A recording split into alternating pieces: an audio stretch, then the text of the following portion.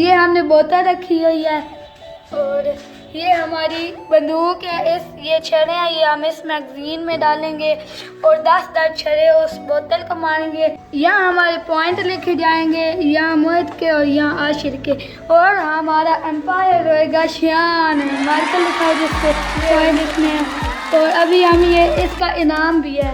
मोहित 100 रुपये निकालो और ये मेरे 100 रुपये, ये दोनों 100 रुपये में ला के 200 बन गए और यहाँ हमने इनाम वाली डिब्बी में रख दी है।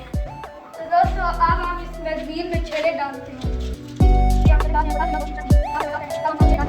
ये हमने छड़े डाल दिए हैं और अब हम इसमें मैगजीन लगा देते हैं कैसे।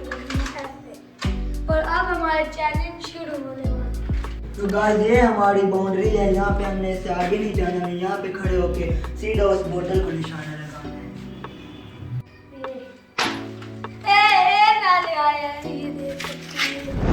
तो दोस्तों मैं टास्क जीत गया और अब मैं छड़ा मारने